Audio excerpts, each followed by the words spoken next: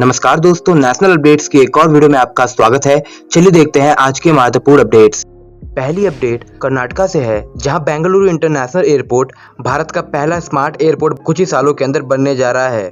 IBM और BIAL Bengaluru international airport limited इसने 10 year की पार्टनरशिप की है कंट्रेल के साथ। इसके तहत कंट्रेल इस एयरपोर्ट के लिए इनबॉक्स प्लेटफॉर्म डेवलप करेगा, जो कि end to end travel experience passenger को प्रोवाइड करेगा बेंगलुरु एयरपोर्ट में। एक बार ये प्लेटफॉर्म फुल्ली ऑपरेट हो जाएगा तो यहाँ पर IDM और BIAL ग्लोबल ट्रैवल और ट्रांसपोर्टेशन इंडस्ट्री के लिए इनोवेशन किए जाएंगे। बात करें तो BIAL ने IBM ग्रुप को इस एयरपोर्ट के नेक्स्ट जनरेशन इंफ्रास्ट्रक्चर डेवलपमेंट के लिए सेलेक्ट किया है। नेक्स्ट अपडेट तेलंगाना से है, जहां global tech giant Microsoft discussion में है तेलंगाना गवर्नमेंट के साथ to set up its largest data centre in Telangana with the investment of $2.5 billion. ये अब तक का माइक्रोसॉफ्ट का सबसे बड़ा इन्वेस्टमेंट होगा अमेरिका के बाहर। बात करें तो तेलंगाना के IT एंड इंडस्ट्री मिनिस्टर और माइक्रोसॉफ्ट के बीच फाइनल स्टेज में बातचीत जारी है। यहाँ पर लोकेशन और लैंड एरिया फाइनलाइज नहीं किया गया है। माइक्रोसॉफ्ट की बात करें तो ये करीब 50 से 100 नए डेटा सेंटर हर साल खोलना चाहती है। 1998 में माइक्रोसॉफ्ट ने हैदराबाद के अंदर एक सेंटर खोला था और ये अमेरिका के बाहर माइक्रोसॉफ्ट का सबसे बड़ा रिसर्च एंड डेवलपमेंट सेंटर है। आपको बताएं कि इससे पहले अमेजॉन वेब सर्विस AWS इसने नवंबर में डिसाइड किया था कि ये तेलंगाना के अंदर $2.77 बिलियन की इन्वेस्टमेंट कर एक डेटा सेंटर सेटअप करेंगे। दोस्तों, जैसा कि हम जानते हैं कि जितने भी बड़ी कंपनियां हैं, चाहे वो गूगल हो, फेसबुक हो और या फिर माइक्रोसॉफ्ट हो, इन सब की मार्केट वैल्यू बहुत ज़्यादा है। और बात करी जाए तो आज के समय में इनका इन्वेस्टमेंट इंडिया के अंदर भी बढ़ता जा रहा है। जिस प्रकार हम मार्केट को देख सकते हैं, मार्केट धीरे धीरे भारत की ओर शिफ्ट हो रहा है। इसका एक बहुत ही बड़ा कारण है कि भारत के अंदर आज के समय में अपॉर्चुनिटीज निकल कर आ रही हैं। गवर्नमेंट की ऐसी बहुत सारी स्कीम है जिनसे कंपनियां इंटरेस्टेड हैं। Due to China America trade war ये बहुत ज़्यादा बढ़ गया है। लेकिन दोस्तों, यहाँ पर एक बहुत बड़ी समस्या है। जैसा कि हम जानते हैं कि जितने भी बड़ी कंपनीज हैं जो सिलिकॉन वैली बेस्ड हैं,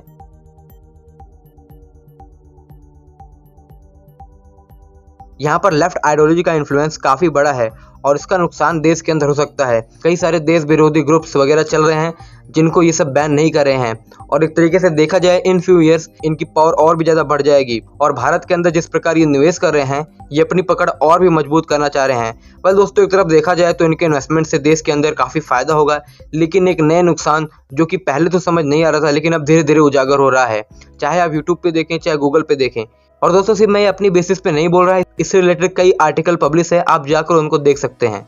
next update Indian textile industry से संबंधित है, जहां एक बहुत ही अच्छी खबर आ रही है अमेरिका से, जो कि भारत के लिए बेहतर है, लेकिन ये एक और चुनौती सामने लेकर आई है।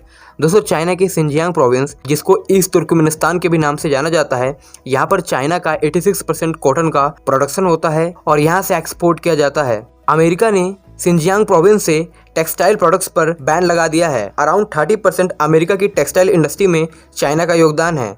इस बैन के बाद भारत के पास एक अपॉर्चुनिटी निकल कर आई है।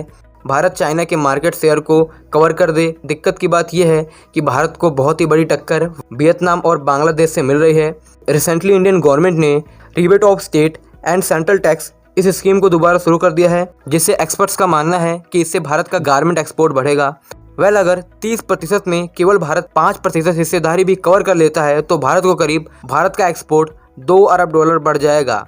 करीब अभी चाइना अमेरिका को 8 लाख करोड़ का टेक्सटाइल प्रोडक्ट्स एक्सपोर्ट करता है, तो ये काफ़ी बड़ी संख्या है। इसके अलावा federation of Indian textile industry, इसके पूर्व अध्यक्ष संजय जैन, इन्होंने कहा है कि अमेरिका के अंदर बैन होने के बाद भारत को निश्चित ही बहुत ज़्यादा फायदा होगा। आज के समय जो अमेरिकन ट्रेडर्स हैं, ये भारत की टेक्सटाइल इंडस्ट्री से कॉन्टेक्ट कर रहे हैं। ऑर्डर्स भी पहले के मुकाबले बढ़ गए हैं। लेकिन यहाँ पर एक दिक्कत और आ रही है कि चाइना ने भारी मात्रा में भारत से कॉटन और यन का इम्पोर्ट किया है।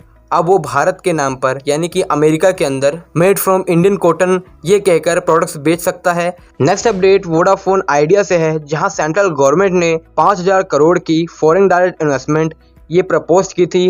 वोडाफोन आइडिया ने इसको अप्रूव कर दिया है। बात करें तो वोडाफोन ब्रिटेन बेस्ड एक कंपनी है और आइडिया के जॉइंट वेंचर के तहत इन्होंने VI का फॉर्मेशन किया था। इन कंपनी पे करीब 60,000 करोड़ का कर्ज है। इनको पिछले वर्ष चौथे क्वार्टर में करीब 6,995 करोड़ रुपए का घाटा हुआ था। कोर्ट ने VI को कर्ज चुकाने को कहा है। वोडाफोन आइडिया मिलकर फंड इकट्ठा कर रही है। नेक्स्ट अपडेट एयरटेल से है, जहां एयरटेल ने प्लान बनाया है कि करीब ये 3500 करोड़ की इन्वेस्टमेंट करने जा रहे हैं नेक्स्ट 3 ईयर्स के अंदर भारत के अंदर। और इसके तहत ये भारत के अंदर अपनी जो डेटा सेंटर की कैपेसिटी है इस 3 से 5 गुना ज्यादा बढ़ाने जा रहे हैं। अभी इनकी डेटा सेंटर की कैपेसिटी 100 मेगावाट की है। एयरटेल की सब्सिडरी नेक्स्टा डेटा लिमिटेड, इसके थ्रू ये भारत के अंदर 8 डेटा सेंटर सेटअप करेंगे। अभी फिलहाल ये पुणे और मुंबई के अंदर अपना डेटा सेंटर सेटअप करेंगे। एयरटेल के पास इससे पहले भी एक डेटा सेंटर है। नेक्स्ट अपडेट स्टील की PLI से है, जहां गवर्नमेंट ने कुछ दिनों पहले कहा था कि हम स्टील के क्षेत्र में जल्दी PLI स्कीम इंट्रोड्यूस करेंगे। वहीं दोस्तों सरकार ने करीब 6022 करोड़ की PLI स्कीम स्टील सेक्टर में अप्रूव कर दी है। प्रधानमंत्री नरेंद्र मोदी के नेतृत्व में इसको अप्रूव किया गया। वहीं ब्रॉडकास्टिंग मिनिस्टर अनुराग ठाकुर ने इस विषय में जानकारी दी। बात करें तो इस क्षेत्र में PLI स्कीम से करीब 40,000 करोड़ का निवेश अनुमानित किया गया है। 2023-24 और 2027-28 तक करीब 5 सालों तक इस सेक्टर में PLI स्कीम लागू रहेगी। अभी इसके लिए बहुत सारा काम बाकी है, जैसे कि ड्राफ्ट वगैरह बनाना, तय करना कि किस पे कितनी PLI मिलेगी, तो इसमें करीब इनको 1.5 साल लगेगा। तो बात करें तो यहाँ पर जो PLI स्कीम है ये coated plated steel products, high stand wear resistant steel, speciality rails, alloy steel products, steel wire, electrical steel, इन सब पे इंसेंटिव दिया जाएगा। दोस्तों इंडिया में स्टील की रिक्वायरमेंट बहुत ज्यादा है। ये white goods, automobile, pipeline, transportation of oil and gas, boiler, ballistic, defence application, high speed railway line, turbine, electric vehicle, इन सब क्षेत्र में स्टील की रिक्वायरमेंट बहुत ज्यादा है। इस सेक्टर में PLI स्कीम लाने का एम इंडिया के अंदर जो बहुत ही अच्छे क्वालिटी के स्टील होते हैं इनके प्रोडक्शन को इंक्रीज करना है। करीब इससे 5.25 लाख जॉब अपॉर्चुनिटीज इंडिया में लोगों को मिलेंगी।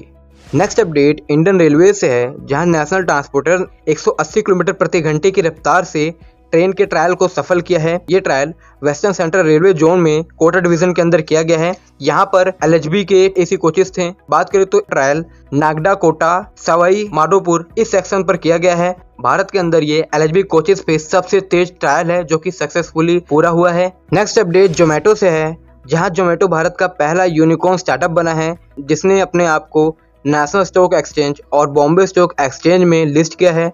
अब ये दोस्तों एक पब्लिक कंपनी बन चुकी है और करीब इसने 9,315 करोड़ का IPO लॉन्च किया था। अब यहाँ पर जो शेयर्स होते हैं इनकी एक कीमत निर्धारित की जाती है। जितने शेयर्स इन्होंने एलोकेट किए थे उनकी कीमत 75 से 76 रुपये थी और बाद में ओवर सब्सक्राइब होने के कारण इनके शेयर्स की कीमत बढ़ती जा रही है। अभी इनके एक शेयर की कीमत 137 रुपये पहुंच गई है। करीब इनके IPO को 38 गुना ज्यादा सब्सक्रिप्शन मिला है। बात करें तो इनकी मार्केट कैप की तो ये करीब 1 लाख करोड़ पार हो चुका है। तो गाइस इसी के साथ जोमेटो भारत की टॉप एलाइड कंपनीज में आ चुकी है। इनकी अगर रैंक देखें तो ये 78 है। चलिए देखते हैं स्टार्टअप न्यूज, जहां इंडिया का बेंगलुरु बेस्ड स्टार्टअप ब्लैकबक इन्होंने $67 मिलियन की फंडिंग रेज की है फ्रॉम ट्राइब कैपिटल IFS और इसी के साथ इनका वैल्यूएशन $1 बिलियन क्रॉस कर चुका है और ये भारत का एक और यूनिकॉर्न स्टार्टअप बन गया है। इसके अलावा Bengaluru based AI based health care startup HealthifyMe इन्होंने $75 मिलियन की फंडिंग रेज की है फ्रॉम लिवफ्रॉय। सो गाइस आज की इस वीडियो में इतना ही। अगर आपको वीडियो पसंद आए तो वीडियो को लाइक करें, चैनल को सब्सक्राइब करें। धन्यवाद आपका ये वीडियो देखने के लिए। मिलते हैं नेक्स्ट वीडियो में।